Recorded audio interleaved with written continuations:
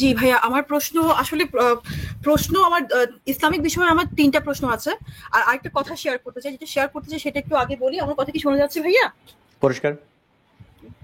আচ্ছা ভাইয়া, আমি খিলাফতের ভিডিও যেটা আপনারা করেছেন সবাই মিলে, ইশতিহারের যে গ্রুপটা আছে, দেখলাম।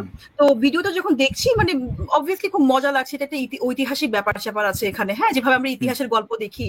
তো ঠিক আছে, ওই সময়ের জন্য আচ্ছা বুঝলাম যে খিলাফত ঠিক আছে।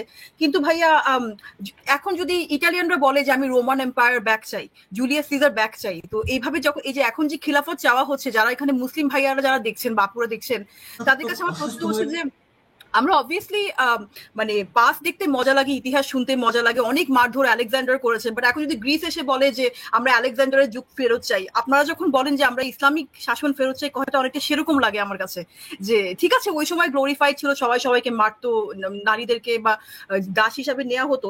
যখন আপনারা খেলাফত চাইছেন, আপনারা কি মানে এটা ঠিক ওরকম হয়ে যাবে যদি রোমানরা বলা শুরু করে যে আমরা জুলিয়াস সিজার ফেরত চাই বা আলেকজান্ডার ফেরত চাই, যদি বলতে চায় গ্রিসরা। এটা আমি জাস্ট শেয়ার করলাম, খুব ভালো হয়েছে ভাই, ভিডিওটা কন্টিনিউ করবেন। এরপর আমার প্রশ্ন ভাইয়া ৩টা আছে। একটা হচ্ছে যদি বাবা মারা যায়, যেমন আমার আব্বা ক্যান্সারে মারা গেছেন, এটা আমার জন্য মানসিকভাবে আসলে খুবই দুঃখজনক। এবং আমি একমাত্র সন্তান হওয়াতে, আমার ভাইরা দেশের বাইরে থাকেন বলে আমাকে শারীরিকভাবেই তাকে পুরোপুরি, বা মাও নেই আমার, তো মেন্টাল পুরো সাপোর্টটা আমাকে দিতে হয়েছে। শারীরিক সাপোর্টটা মানে তার টয়লেট ক্লিন করা থেকে শুরু করে, মানে বাবাকে একদম নিজের সন্তানের মতো করে আমি দেখেছি ওই সময়টাতে, হ্যাঁ।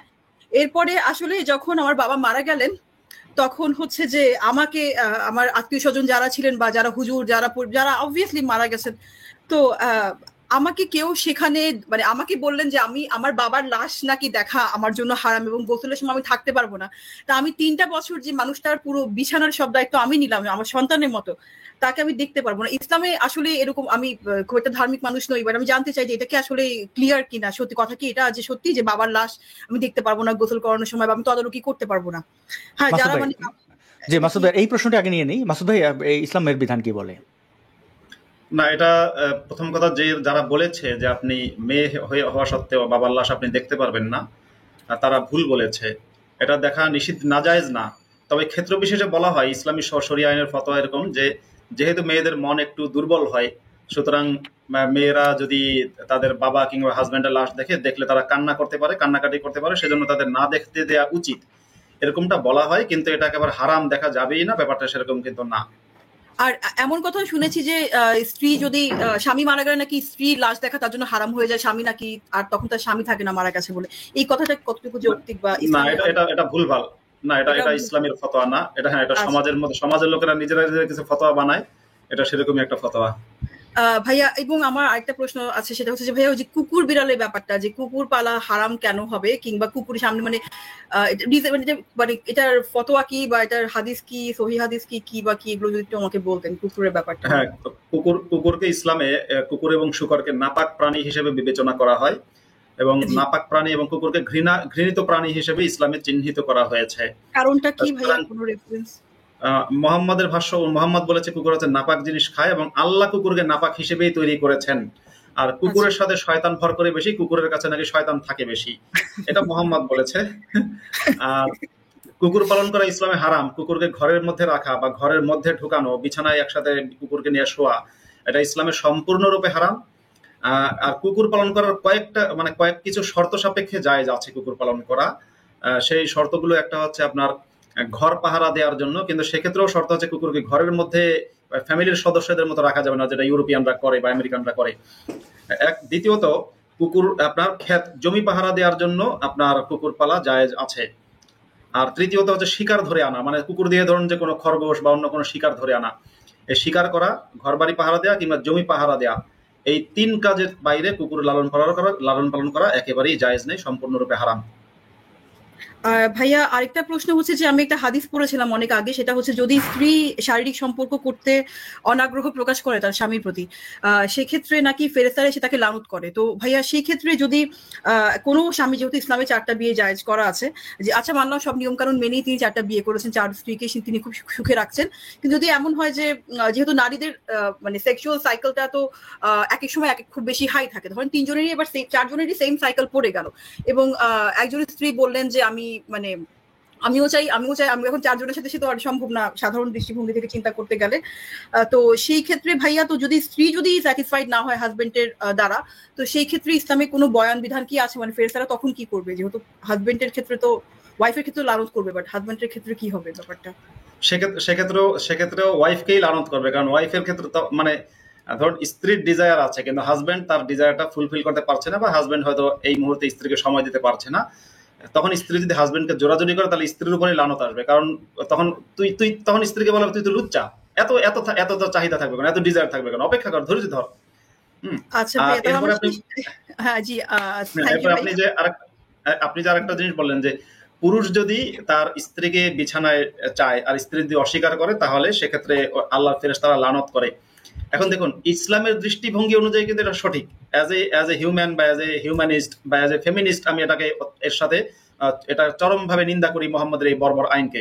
কিন্তু ইসলামের দৃষ্টিকোণ অনুযায়ী কিন্তু সঠিক, কারণ কি ইসলাম বলছে যে যখন কোনো পুরুষ কোনো নারীকে বিয়ে করছে তখন বলা হচ্ছে যে বিয়ের সময় সে একটা দেনমোহর দেয়, যেটাকে আরবিতে বলে আজর বা উজুর। উজুর মানে হচ্ছে পারিশ্রমিক, একটা পারিশ্রমিক বা একটা মজুরি দেয়। এটা এমন একটা মজুরি যে মজুরির বিনিময়ে নারীর দেহটাকে ওই পুরুষ সারা জীবনের মতো খরিদ করে নিয়েছে। তার কাছ থেকে পুরুষ তার নিজের মতো করে তাকে যৌন সম্ভোগ করার সমস্ত অধিকার পুরুষের হয়ে গেছে, নারীর কিছুই নাই, নারীর সমস্ত সত্তাটাই পুরুষের কাছে বিলীন হয়ে গেছে। তো সেই অবস্থায় যে পুরুষ, এজন্য পুরুষ তালাক দিলে তালাক হয়, নারী তালাক দিলে তালাক হয় না। পুরুষ যদি উচ্চস্বরে কথা বলে তাহলে নারী কিছুই করতে পারবে না, কিন্তু নারী যদি উচ্চস্বরে কথা বলে পুরুষ তাকে পেটাতে পারবে। পুরুষ যদি ঘর থেকে বেরোতে চায় তাহলে নারীর অনুমতি লাগবে না, কিন্তু নারী যদি ঘর থেকে বেরোতে চায় পুরুষের অনুমতি লাগবে। এমনকি নারী যদি বাপের বাড়িও যেতে চায় সেক্ষেত্রে তার হাজবেন্ডের অনুমতি লাগবে। এই যে বিষয়টা, এটা এখন ধরুন যে একজন ব্যক্তি কোন একটা জিনিস কিনেছে নিজের ফায়দার জন্য, এখন সেই জিনিসটা যদি তার কথা না শোনে তাহলে তো জিনিসটা সে থাপ্পড় মারতেই পারে। ধরুন আমার যে মোবাইলটা আছে, এই মোবাইলটাকে আমি টাকা দিয়ে কিনেছি, কারণ মোবাইলটা আমার কথা শোনে না, তাহলে মোবাইলটাকে আমি আছাড় মাছাড় থাপ্পড় মারতে পারি। কিন্তু ঠিক এরকম মানে ভাবে নারী যদি ফোর্থ ক্লাস সিটিজেন, তাহলে সিটিজেনের মধ্যেই পড়ে না, গরু ছাগল যেভাবে আসলে ট্রিটেড হয়, আমার কাজে গরুটা লাগবে হ্যাঁ, আমি। ইসলামে অবশ্য নারীকে গরু ছাগল মানে গরু ছাগলের যে সম্মান আছে তার চেয়ে একটু কম সম্মান দিয়েছে। গরু ছাগলের যে সম্মান, ইসলাম নারীকে তার চেয়েও একটু কম সম্মান দিয়েছে, সামান্য একটু কম আর কি। ভাইয়া আরেকটা প্রসঙ্গ একটু তুলতে চাই, সরি আমি সময় নিচ্ছি বেশি। এটা হচ্ছে যে আমি ভাইয়া যখন আনসার করবেন এটা আমার মনে হয় শর্টস করে রাখা ভালো। প্রশ্নটা হচ্ছে ভাইয়া যে আমরা কিন্তু আজকাল প্রায় দেখতেছি যে ইয়ে করে, একটা মিম দেখতেছি যে থাকলে জামাই লাগে না কামাই, থাকলে কামাই লাগে না জামাই, এটা একটা মিম। মানে মেইন কথা যে হাজবেন্ড হচ্ছে ওয়াইফের সব ফাইন্যান্সিয়াল নিড ফুলফিল করবে, যেসব চাহিদা সব ফুলফিল করবে, এটা নাকি ইসলামের মানে হাজবেন্ডের উপরে নাকি একটা জবরদস্তি দেওয়া আছে, তুমি না পারলেও তোমাকে শেষটুকু দিয়ে ওয়াইফের সব রকম চাহিদা মানে ফাইন্যান্সিয়াল টাকা পয়সা চাহিদা পূরণ করতে হবে। এটা কি আসলে সত্যি কথা? এবং তাহলে সেই ক্ষেত্রে ভাইয়া অনেক হাজবেন্ড তো আবার বলতে পারে যে না, আমার কামাই যতটুকু আপনাকে তার মধ্যে চলতে হবে। তো আসলে কোনটি ইসলামে আসলে কি বলেছে? আমার যদি এখন 1 কোটি টাকা মাসে চাহিদা থাকে, আমার হাজবেন্ড কি সেটা পূরণ করতে বাধ্য? মানে না না, এটা না যদি একটু না, এটা ইসলামের আইন না। ইসলামের আইন হচ্ছে নারী, জামিনটা নিয়ে থাকতে হবে। হ্যাঁ ইসলামের আইন হচ্ছে নারী তার বিবাহের আগ পর্যন্ত তার বাবা কিংবা ভাই অর্থাৎ তার কোনো পুরুষ অভিভাবকের অধীনে থাকবে। যখন বিয়ে হবে তখন নারীর মালিকানা হস্তান্তর হয়ে গেল, বাপের কাছ থেকে মালিকানাটা হস্তান্তর হয়ে হাজবেন্ডের কাছে চলে গেল। যখনই হাজবেন্ডের কাছে নারীর মালিকানা হস্তান্তর হয়ে গেল তখন এই নারীর টেক কেয়ার করা, অর্থাৎ সাধ্য মতো একজন পুরুষের যে যা বেতন আছে, যা তার রোজগার আছে, যা তার এর মাধ্যমে সে সাধ্যমতো এই নারীর টেক কেয়ার করবে, এই নারীকে দেখাশোনা করবে, তাকে প্রয়োজনে শাসন করবে, প্রয়োজনে পিটুনি দেবে, প্রয়োজনে তার সাথে বিছানায় গিয়ে লডস্টিং করবে, প্রয়োজনে তার উপর খবরদারি করবে। এরকম মোট কথা ওই নারীর অন্ন বস্ত্র এবং বাসস্থান, ওই নারীর অন্ন বস্ত্র এবং বাসস্থান এবং সাথে আর একটা অধিকার আছে পিটুনি খাওয়ার, পেটানোর অধিকার বা পিটুনি খাওয়ার অধিকার। মানে ওই নারীর অন্নের মানে খাদ্য বস্ত্র বাসস্থান এবং পিটুনি খাওয়া, এই 4টা অধিকার নিশ্চিত করবে পুরুষ।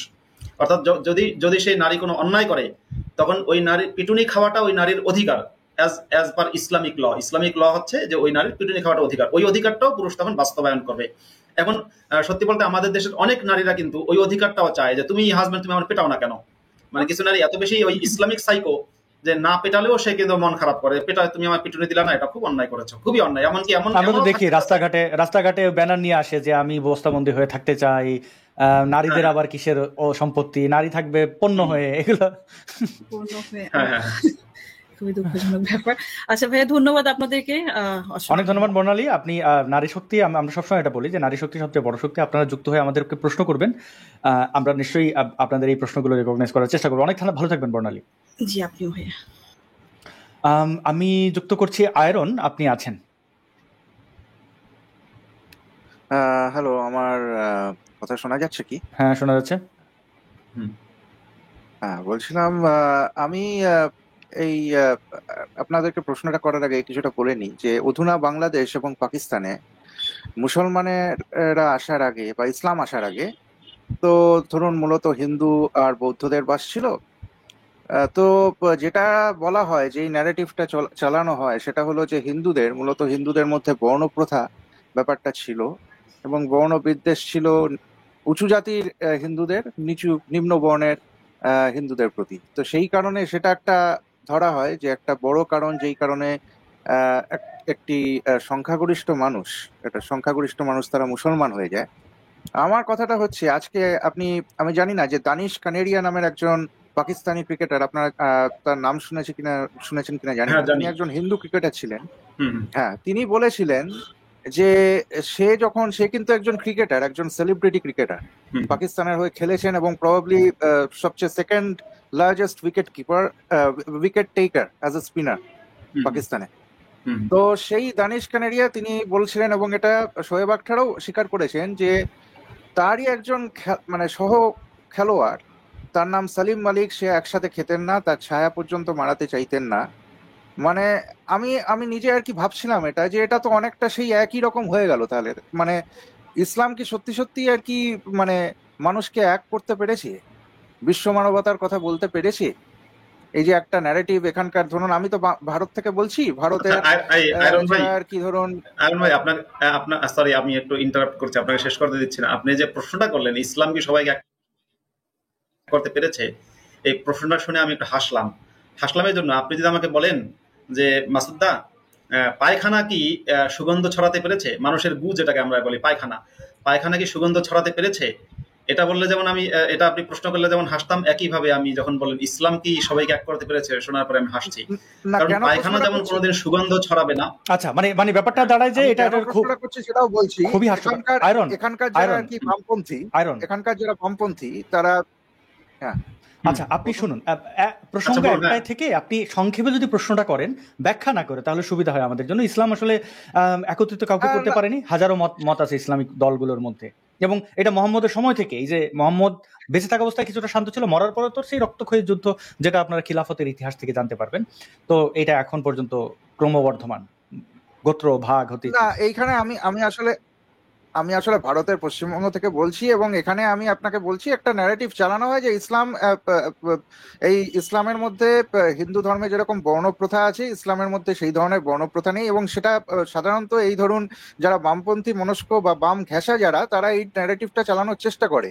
এবং চায়না ব্যানার্জির পার্টি বলুন, বা ধরুন ডাইরেক্টলি বলছি কমিউনিজমের সাথে আমরা তাদের ব্যাপারে জানি, তারা এটা বলার চেষ্টা এদেরকে করে। আর ফ্লোর না দেই প্লিজ। আমি একটু সংক্ষেপ করতে চাই, কিছু মনে করবেন না যে কে কি বলছে, এগুলো তো আমাদের ইয়ে না। হ্যাঁ, আচ্ছা, আপনি যেটা বললেন আয়রন ভাই, যে বামপন্থীরা বলে যে ইসলামে বর্ণপ্রথা নেই। পৃথিবীতে যে কোনো ধর্ম, বর্ণ, মতাদর্শ যা কিছু আছে, তার মধ্যে সবচেয়ে বেশি বর্ণপ্রথা রয়েছে ইসলামে যে ঘৃণা এবং বিদ্বেষ রয়েছে, এটা অন্য কারোর মধ্যে নেই। হিন্দুদের মধ্যে আপনার বর্ণপ্রথা রয়েছে, বা হিন্দুদের মধ্যে জাতপাত ভেদাভেদ রয়েছে, মুসলিমদের মধ্যে নেই। মুসলিমদের মধ্যে জাতপাত ভেদাভেদ এত বেশি রয়েছে, মানে অকল্পনীয়।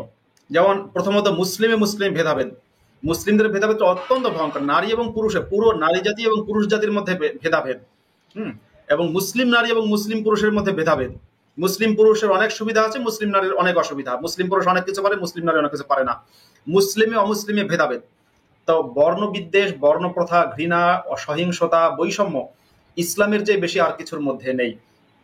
আপনাদের ভারতের বামপন্থীরা, আপনি যাদের কথা বলছেন, বা চায়না ব্যানার্জির কথা বলছেন, দুঃখের বিষয় হচ্ছে এদেরকে আপনারা ভারতীয়রা এই উদারতার নামে, মানে আমার এক শিক্ষক ছিলেন মাদ্রাসায়, উনি মাঝে মাঝে বলতেন তাকওয়ার ডায়রিয়া। মানে কিছু কিছু মানুষকে নিয়ে উনি ঠাট্টা করতেন যে এত বেশি আল্লাহর ভয় দেখায় যে ওটা আসলে আল্লাহর ভয় না, ওটা ডায়রিয়া শুরু হয়েছে। তা আপনাদের ভারতের যে সেকুলারিজম, এই সেকুলারিজমটা সঠিক আছে, আমি সেকুলারিজমকে সঠিক মনে করি, এবং ভারত সেকুলার থাকুক, আমিও তা চাই।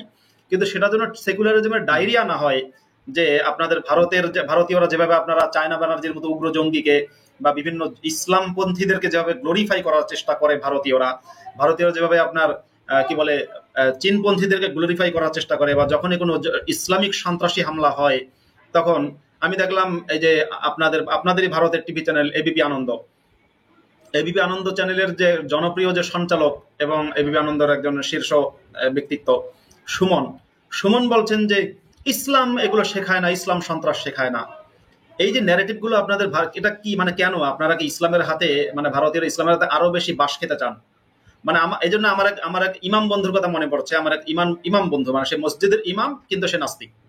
তো একদিন ফোন আলাপে আমাকে বলছিল যে ভাই 1400 বছর ধরে এই মুসলমানরা মানে পৃথিবীর হিন্দু, বৌদ্ধ, খ্রিস্টান, ইহুদিদেরকে কচুকাটা করার পরে বোঝাইতে পারলো না যে ইসলাম অশান্তির ধর্ম। যত মারে ততই বলে ইসলাম শান্তির ধর্ম। পাকিস্তান পুলওয়ামায়, তারপরে আপনার পাঠানকোটে, এবার রিসেন্টলি আপনার পহেলগামে, এবং এর আগে হোটেল তাজে মুম্বাই হামলা, বিভিন্ন সময় পাকিস্তানের জঙ্গিরা এমনকি ভারতীয় জঙ্গিরা ভারতের ভূখণ্ডে সন্ত্রাসী হামলা করে দেখাতে চেয়েছে যে দেখো ইসলাম কিন্তু এগুলোই বলে। কিন্তু ওই মারা খাওয়ার পরে ভারতীয় সেকুলাররা বা চীনপন্থীরা বলা শুরু করেছে না, ইসলাম এগুলো করতে বলে না। মানে ইসলামিস্টরা বলছে আমরা ডাকাতি করছি, মানে ডাকাত আপনার ঘরে ঢুকে বলছে আমরা কিন্তু ডাকাতি করতে এসেছি, কিন্তু আপনি বাড়ির মালিক, আপনি ডাকাতদেরকে বলছেন না তোমরা ডাকাতি করতে আসোনি, তোমরা বরং আমার ঘরে আমাকে নিশ্চয়ই আমার সেবা যত্ন করতে এসেছো। এভাবে তো হবে না ভাই। আমি বলছি না আপনারা মুসলিম বিদ্বেষ লালন করেন, মুসলিম বিদ্বেষ অত্যন্ত খারাপ জিনিস, আমি মুসলিম বিদ্বেষের বিরুদ্ধে, কিন্তু ইসলাম যে সন্ত্রাস করতে বলে এটা রিকগনাইজ করতে হবে এবং আপনাদের উচিত মুসলমানদের প্রশংসা করা। এই জন্যে ওয়াফা সুলতান নামে একজন রাইটার আছেন, ওয়াফা সুলতান এক্স মুসলিম, একসময় মুসলিম ছিলেন, এখন তিনি মুসলিম নন। তার একটা বই আছে এ গড হু হেটস, সেই বই লিখেছেন। এবং ওয়াফা সুলতানের একটা বিখ্যাত উক্তি আছে এরকম যে খ্রিস্টানরা যীশু খ্রিস্টের মতো ভালো মানুষ হতে পারেনি, কিন্তু মুসলমানদেরকে ধন্যবাদ যে তারা মোহাম্মদের চেয়ে অনেক ভালো। এখন খ্রিস্টানরা যিশুর যে ভালো মানুষ হতে পারেনি সেই বক্তব্যের সাথে আমি একমত না, বা সেটা ওনার বক্তব্য, কিন্তু ওনার যে বক্তব্যের সেকেন্ড পার্ট যে মুসলমানরা মোহাম্মদের চেয়ে অনেক ভালো, আমি এর সাথে একমত। পৃথিবীর 700 কোটি মুসলমান মোহাম্মদের চেয়ে অনেক ভালো চরিত্রের, এবং ইসলাম যা কিছু করতে বলে মুসলমানরা তা করে না। এজন্য মুসলমানদেরকে না ধন্যবাদ দেওয়া দরকার আপনাদের। কিন্তু আপনাদের টিভি চ্যানেলগুলোতে সুমন বলেন কিংবা অন্যরা বলুন, সবার বলা উচিত যে ইসলাম সন্ত্রাস করতে বলে। যদি নিজেরা বলতে না পারে যে হিন্দু ট্যাগ আছে, তো ঠিক আছে আমাদেরকে ডাকুক, আমাকে ডাকুক, আমার নাম তো আব্দুল্লাহ আল মাসুদ, আসাদ নূরকে ডাকুক, আসিফ মহিউদ্দিনকে ডাকুক, আমরা তাদের টিভি চ্যানেলে বলবো ইসলাম সন্ত্রাস করতে বলে, কোরআনের আয়াত পাঠ করব, হাদিস তারা তাদের টিআরপি, মাসুদ ভাই তাদের টিআরপি হারাবে না। আর আমরা বোধহয় তাদের কাছ থেকে এই আশাটা নাই করি, যারা জানেই না তাদের কাছে গিয়ে আপনি কি বোঝাবেন, সেটা কি শুনতে চাইবে নাকি? তারা তো এজেন্ডা নিয়ে আসে। আমি আমার মনে হয় প্রশ্নটি সংক্ষেপ করি। আমার মনে হয় আয়রন আপনি আপনার প্রশ্নের উত্তর পেয়েছেন, আর দীর্ঘায়িত করা যাচ্ছে না, আমি দুঃখিত। ঠিক আছে অনেক ভালো থাকবেন, ধন্যবাদ। রিতেশ মজুমদার নামের একজনের ক্যামেরা অন ছিল, যে আমি আপনাকে স্ক্রিনে আনছি, আপনি চাইলে ক্যামেরা অন রাখতে পারেন, অফ রাখতে পারেন। हेलो ब्रदर, मेरा आवाज आ रहा है क्या? আপনাকে দেখা যাচ্ছে না? না, আমার আওয়াজটা পাচ্ছেন আপনারা? হ্যাঁ পাচ্ছি, কিন্তু আপনাকে তো দেখতে পাচ্ছি না। আপনি তো ক্যামেরা অন রেখেছিলেন, দেখাবেন না নিজেকে? না, আমি ক্যামেরাটা অন রেখেছিলাম, আমি নোটিস করিনি। আমি না ভাত খাচ্ছিলাম, ভাত খাওয়ার সঙ্গে সঙ্গে আমার বাংলাটা একটু আপনি কি, এটা জরুরি নয়, আপনি বলুন আপনার কি প্রশ্ন। হ্যাঁ, আমার একটা প্রশ্ন হচ্ছে গিয়ে, আমার অনেকগুলোই প্রশ্ন আছে। প্রথমত যে পেহেলগামে যে হামলা, আমার পেহেলগামে যে অ্যাটাকটা হয়েছে, তো যে মুসলমানরা যে আসছে, আমি একটু নাস্তিক, প্রথমত আমি এটা ক্লিয়ার করে দিই যে বেশিরভাগ যে মুসলমানরা বলছেন যে টেররিজমের কোনো ধর্ম হয় না, কিন্তু পেহেলগামে ধর্ম চেক করে কিন্তু মারা হয়েছে।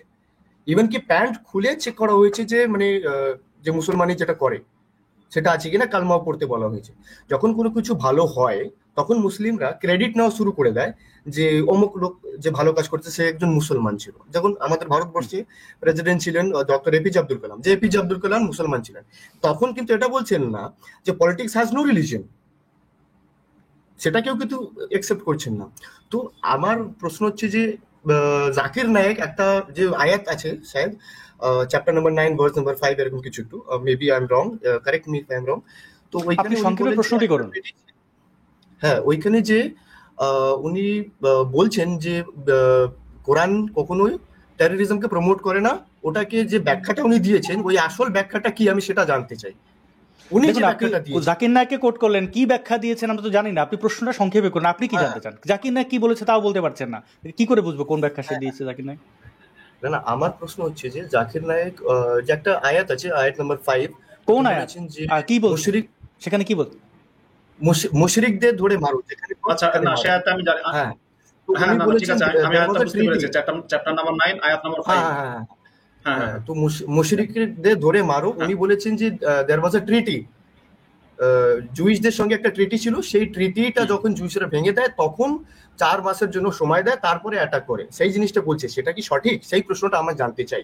যখন আমি কারোর সঙ্গে যখন ডিবেট করি, ঠিক আছে, তখন আমি এই জিনিসটা বলি যে এরকম লেখা আছে, তখন ওই জাকির নায়েকের যে রেফারেন্স গুলো আমাকে দেখানো হয়, তো আমি সেখানে ওকে মাসুদ ভাই, আপনি বুঝতে পেরেছেন ওই আয়াতের ব্যাখ্যাটাকে, যে ইহুদি মানে ইহুদি এবং খ্রিস্টানকে যেখানে যেখানে পাও সেখানে মারো, এমনকি ওত পেতে থাকে, এরকম কথাবার্তা আছে। এগুলো কি নির্দিষ্ট প্রেক্ষাপটের জন্য নাকি সকল সময়ের জন্য? এগুলো নির্দিষ্ট প্রেক্ষাপট, কিন্তু এটা এই নির্দিষ্ট প্রেক্ষাপটে এলেও ওটা ইসলামের কি বলে সার্বজনীন হুকুম। আর ভাই যে প্রথম যেটা বললেন যে যখনই কোনো সন্ত্রাসী ঘটনা ঘটে তখনই ভারতের একদল বলা শুরু করে যে টেরোরিজমের কোনো রিলিজিয়ন নেই বা সন্ত্রাসের কোনো ধর্ম নেই, এ কথাটা ভুল। ইনফ্যাক্ট আমি দেখলাম যে ভারতের একজন চীনপন্থী নেতা, উনি হচ্ছেন শতরূপ ঘোষ, নরেন্দ্র মোদীর ভিডিও দেখেছেন, নরেন্দ্র মোদীও বলেছেন যে সন্ত্রাসের কোনো ধর্ম নেই। কিন্তু আসলে নরেন্দ্র মোদী বলুক কিংবা যেই বলুক, সন্ত্রাসের ধর্ম আছে। আমি বলে দিচ্ছি, সন্ত্রাসের ধর্ম আছে এবং সেই ধর্মের নাম হচ্ছে ইসলাম। এখন তারপরে আমরা দেখি যে কিছু মুসলিমদেরকে দেখিয়ে বলা হয় যে দেখো এই মুসলিমরা তো সন্ত্রাসী না। কিন্তু একটা কথা ভুলে গেলে চলবে না, যে কথাটা আমি বারবার বলি, ইসলাম একটা সন্ত্রাসের মতাদর্শ, কিন্তু সব মুসলিমরা সন্ত্রাসী না, এটা সত্যি। এবং সব মুসলিমরা মুসলিমও না। যেমন ধরুন আপনি বলেন এপিজে আব্দুল কালামের কথা। এপিজে আব্দুল কালাম যেভাবে জীবনযাপন করেছেন, তার জীবনযাপনটা কোনো মুসলমানের জীবনযাপন না। তাকে আপনি মুসলমানের উদাহরণস্বরূপ দেখাতে পারবেন না। এপিজে আব্দুল কালাম কোনোদিনই কোনো ভাষণে বলেননি আমি মুসলমান বলেননি, ঠিক আছে? সুতরাং তিনি একজন ভারতীয়, তিনি মুসলমান নন। একইভাবে আমরা খুব রিসেন্ট ঘটনা যদি দেখি, যে সোফিয়া কুরেশি নামের যার নেতৃত্বে ভারত অপারেশন সিন্দুর পরিচালনা করলো, ভারতের আর্মি এবং ভারত ফোর্স, সোফিয়া কুরেশি এবং হচ্ছে ভূমিকা সিংহ, এ দুজন দুই ধর্মের মানুষ, একজন মুসলিম একজন শিখ, এটা বলা হচ্ছে। কিন্তু দেখুন, সোফিয়া কুরেশিকে আপনি যদি মুসলমানের উদাহরণ হিসেবে তুলে ধরেন, আচ্ছা শুনুন, সোফিয়া কুরেশিকে আপনি যদি ইসলামের উদাহরণ হিসেবে তুলে ধরতে পারবেন না। ইসলাম সোফিয়া কুরেশিকে বলেনি এরভাবে ওড়না ছাড়া বোরকা ছাড়া চলতে, ইসলাম বলেনি এভাবে আর্মিতে জয়েন করতে, ইসলাম বলেনি এভাবে মানে কি বলে অমুসলিম দেশের কাফের দেশের পক্ষে থেকে মুসলমান দেশের বিরুদ্ধে যুদ্ধ করতে, এরা বলেনি। তো সুতরাং সোফিয়া কুরেশি যেভাবে একটা কাফের দেশের পক্ষ নিয়ে একটা মুসলিম দেশের বিরুদ্ধে অ্যাটাক করেছে, মুসলমান পাকিস্তানের বিরুদ্ধে, এতে অলরেডি সোফিয়া কুরেশি ইসলাম থেকে খারিজ হয়ে গেছে। এখন ইসলাম থেকে খারিজ হয়েছে মানে সোফিয়া কুরেশি একজন ভালো মানুষ, তাই উনি ইসলাম ত্যাগ করেছেন। হ্যাঁ, ইসলাম ত্যাগের ঘোষণা দিক বা না দিক। এবং যদি সোফিয়া কুরেশি বলে থাকে মুসলিম, তারপর আমি তাকে মুসলমান বলে স্বীকার করি না। এখন কিছু মুসলমান, মানে আপনি ধরেন ওস্তাদ রশিদ খান কিংবা বিসমিল্লাহ খান কিংবা আলাউদ্দিন খান কিংবা আপনার আমির খান কিংবা এই সোফিয়া কুরেশি কিংবা এপিজে আব্দুল কালাম, এরকম কিংবা ধরেন যে কিছু মুসলমানকে দেখিয়ে কোনোভাবে এটা ইসলাম এটা বলতে পারবেন না। ইসলাম হচ্ছে তাই যা করেছে মোহাম্মদ, ইসলাম হচ্ছে তাই যা আছে লেখা আছে হাদিসে এবং কোরআনে। আর জাকির নায়কের যে কথাটা বললেন 9 নম্বর সূরা 5 নম্বর আয়াত, সেখানে বলা হচ্ছে ফাইদান সালাখাল আশহুরুল হুরুম ফাকতুলুল মুশরিকিনা হাইসু ওয়াজাতুমুহুম ওয়াখুযুহুম ওয়াহসুরুহুম ওয়াকউদু লাহুম কুল্লা মারসাদ। যখন হারাম মাস অতিবাহিত হয়ে যাবে তখন মুশরিকদেরকে বলা হয়নি, বিশ্বাসঘাতকদেরকে বা চুক্তি ভঙ্গকারীদেরকে। আপনার দেখতে হবে আপনার বক্তব্যটা কি। বলা আছে মুশরিকদেরকে যেখানে পাও সেখানে হত্যা করো, তাদেরকে অবরুদ্ধ করে রাখো এবং অতর্কিতে আক্রমণ করো, ঘাটিতে প্রত্যেকটা পয়েন্টে ওৎপেতে থেকে তাদের উপর আক্রমণ করা, হামলা করো, এটা বলা হয়েছে। আজকে যদি আমি বলি যে কথার কথা বলি যে প্রত্যেক পাকিস্তানিকে যেখানে পাও সেখানে হত্যা করো, এখন আপনি যদি বলেন না আসলে পাকিস্তানি বলতে বোঝানো হয়েছে যে যারা যারা যারা যারা আমাদের শত্রু তাদের কথা, কিংবা পাকিস্তানি বলতে বোঝানো হয়েছে আসলে ইহুদি, কিংবা পাকিস্তানি বলতে বোঝানো হয়েছে আসলে কৃষ্ণাঙ্গ, এটা তো হবে না। যেখানে স্পষ্ট মুশরিকদেরকে যেখানে পাও, তার মানে তাদেরকে হত্যা করার কারণ হচ্ছে তারা মুসলমান না। এই সূরার প্রথম থেকে ফাসিহু ফিল আরদি আরবাআতা আশহুরিন ওয়া'লামু আন্নাকুম গায়রু মু'জিজিল্লাহি ওয়া আন্নাল্লাহা মুখজিল কাফিরিন। প্রথম আয়াত, দ্বিতীয় আয়াত, একেবারে আপনি 5-6টা আয়াত পর্যন্ত পড়বেন, একেবারেই ক্লিয়ার। মোহাম্মদ অমুসলিম হওয়ার কারণে তৎকালীন মোহাম্মদ যখন মক্কা দখল করে নিয়েছে, অমুসলিম হওয়ার কারণে তাদের বিরুদ্ধে হত্যার ফতোয়া জারি করেছে এবং সময় দিয়েছে যে 4 মাসের মধ্যে ইসলাম গ্রহণ করো, নয়তো প্রত্যেকের গলা কাটা যাবে। এবং সেই সময় মোহাম্মদের সাবেক প্রেমিকা উম্মে হানির যে হাজব্যান্ড, সে কিন্তু পালিয়েছে। মোহাম্মদের সাবেক প্রেমিকা উম্মে হানির যে হাজব্যান্ড ছিল, সে তখন পালিয়েছে, কারণ সে ইসলাম গ্রহণ করবে না, তাই পালিয়েছে। আশা করি রিতেশ মজুমদার আপনি আপনার উত্তর পেয়েছেন। আর কোনো প্রশ্ন নয়, একটাই। না আমি দুঃখিত। আর আপনাকে যুক্ত করার কারণ হচ্ছে আপনি প্রাইভেট মেসেজে কয়বার লিখেছেন বলুন তো? আপনি লিখেছেন যে ভাই I am from India please, কেন লিখেছেন? স্প্যাম কেন করেছেন? আপনি কি বেসিক ভদ্রতা জানেন না? আপনার কেন মনে হচ্ছে যে আপনি বলছেন যে এখানে আপনার খুব I have some serious question, আপনার কেন মনে হচ্ছে আপনি যে প্রশ্নটা করেছেন এটা খুব সিরিয়াস, অন্যদেরকে ডিঙিয়ে আপনাকে নিতে হবে, কেন মনে হচ্ছে? এটা তো স্প্যাম করেছেন, আপনি বিরক্ত করেছেন আমাকে, এটা কেন করেছেন? আপনাকে যুক্ত করলাম এই জন্য, আপনার কোনো ব্যাখ্যা শুনুন। আপনার সাথে আমি ভদ্র মানুষ বলে আপনাকে আমি প্রথমে অপমানটা করলাম না, এখন আমি বললাম যে স্প্যাম করবেন না, অভদ্রতা করবেন না। এখানে ঢুকেছেন আপনি, আপনার সময় আপনি পাবেন, অন্য যারা আছেন সবাই সম্মানিত, আপনাকে তাদেরকে ডিঙিয়ে আপনাকে কেন যুক্ত করব? আমি এই জিনিসটা আপনাকে না করার জন্য অনুরোধ করছি, ভবিষ্যতে আর কোনোদিন করবেন না, নইলে আর জীবনে কোনোদিন যুক্ত করা হবে না। ভালো থাকবেন। আমি এটা দেখেছি ইউটিউব চ্যানেলে, মাসুদ ভাই বুঝছেন, একজন এসে প্রতিদিন প্রত্যেকটা ভিডিওতে জয় ইসকন জয় ইসকন, ইসকন সবচেয়ে বিশেষ রিলিজিয়ন বলে 1000টা কমেন্ট করে, স্প্যাম করে। আমি অনেকগুলো ভিডিওতে ব্যান করেছি তাকে, কিন্তু পরবর্তীতে যদি এরকম কোনো ইসকন বাজ এসে করে তাহলে ইসলামরা যেরকম ধরে প্যাদানি দেয় ইসকনকে এরকম ঠিক ধরে প্যাদানি দেবো। আমার কমেন্ট বক্সে আপনি আমাকে গালাগালি করেন, আমি কিছু বলবো না। জয় শ্রীরাম, আল্লাহু আকবার, ইসকন জিন্দাবাদ, এই ধরনের এই খ্রিস্টান জিন্দাবাদ বা এই টাইপের ফাতরামি করতে আসলে ওই ধর্ম ধরে এমন প্যাদানি দেবো যে আর মানে ভবিষ্যতে মানে এইরকম ফাতরামি করার বাদ দেবেন। মানুষকে বিরক্ত করেন কেন? কমেন্ট করবেন, কমেন্ট হচ্ছে যে আপনি শৃঙ্খলা রেখে আপনার মতামত আপনি দেন, আমাকে বকাঝকা দেন, কোনো অসুবিধা নেই। আমার মা বোন 14 গোষ্ঠী তুলে গালাগালি করেন, তাও আমি ডিলিট করবো না আপনাকে। কিন্তু যে জিনিসটার কোনো প্রয়োজন নেই সেই জিনিসটা করে মাসুদ ভাই, এগুলো খুবই অ্যানোয়িং। এই ব্যক্তি, আমি তাকে যুক্তই করেছিলাম মানে জিজ্ঞেস করার জন্য যে বেসিক শিক্ষা দীক্ষা নাই নাকি। এখানে দেখেন 10টা-12টা মেসেজ করছে, প্রাইভেট মেসেজ। এটা একটা মানে যখন হোস্ট করি তখন এটা খুব বিরক্ত লাগে, বারবার শব্দ হয় এবং হয় যে একটা কথা সে কিন্তু যেখানে হতে পারে হয়তো মানে ইন্ডিয়া থেকে হয়তো একটা ইমোশনের কারণে। ইমোশন কিন্তু না, উনি যে প্রশ্নটা করছেন, উনি যে আসলে প্রশ্নটা যে আহামরিক একটা প্রশ্ন করছেন তাও না। মানে ওনার বক্তব্য হচ্ছে যে আমি আসতে চাই, মানে বাবা মার কাছে ছোট বাচ্চারা যেরকম কাঁদে না, বাবা বল দাও, এটা তো কান্নার জায়গা না ভাই। এটা মানে যখন আমি এটা হোস্ট করি আপনাকে শুনতে হয়, যে যুক্ত হয় তাকে শুনতে হয়, এর মধ্যে প্যাট করে কানের মধ্যে বাজে, তো তখন খারাপই লাগে ভাই। আমি চাই নাই তাকে এই কথাগুলো বলতে, কিন্তু এরকম যারা আছেন তারা যেন ভবিষ্যতে এই জিনিসটা মেনটেন করেন। হ্যাঁ, প্রশ্ন থাকতেই পারে মাসুদ, একবার তো বলাই যায় যে আমার একটু সময় কম, তারা আছে, আমি একটু প্রশ্নটা করে চলে যাব। একটু আপডেট দিয়ে রাখি মাসুদ ভাই, আমরা একটু সংক্ষেপে শেষ করব। যদিও আমি চাই না যে আমার দর্শকরা লাইভটি না দেখুন, কিন্তু বাস্তবতা হচ্ছে যে পাকিস্তান নাকি এই মুহূর্তে সর্বশেষ দেখলাম যে যুদ্ধ, যে আমি যেটাতে খুব খুশি হয়েছিলাম, সিজফায়ার তারা ভঙ্গ করেছে। পাকিস্তানের সরকার পড়ে গেছে, এটা শিওর। এখন মিলিটারি আর জঙ্গিদের হাতে। বালুচিস্তান মারাত্মকভাবে অ্যাটাক করছে পাকিস্তানকে, বালুচিস্তান স্বাধীন হবে মোটামুটি অবস্থা। কিন্তু যেহেতু সিজফায়ার তারা ভঙ্গ করেছে, ভারত কি অ্যাকশন নেবে আমরা জানি না। তবে আজকে রাত যেটা শান্তি চেয়েছিলাম, 2 দিনের জন্য শান্তি শুনে ভালোই লেগেছিল মাসুদ ভাই। প্রাণ প্রকৃতির ক্ষতি হয়, আমার খারাপ লাগে, মানুষ আতঙ্কে থাকেন, শিশু থেকে বৃদ্ধ, যে আতঙ্কের মধ্যে আমরা বড় হয়েছি। এই যে আজান, এই যে শব্দ দূষণ, এই শব্দ, এই বিশৃঙ্খলতা, এই আগুন, এই আতঙ্ক আর চাই না। কিন্তু খুশি হতে পারলাম না, সেটা বোধহয় থামলো না। আমি ফয়সাল আহমেদ, আপনি সিরিয়ালে আছেন, আপনাকে যুক্ত করা হয়েছে। জি, শুনতে পাচ্ছেন? হ্যাঁ, আমার প্রশ্ন হলো মাসুদ ভাইয়ের কাছে। উনি প্রায় সময় বিভিন্ন লাইভে বলেছেন যে আপনার কথা পরিষ্কার না, খুবই। মানে কোরআনে নাস্তিকদের কোনো আয়াত নেই, কিন্তু আমি তো দেখতেছি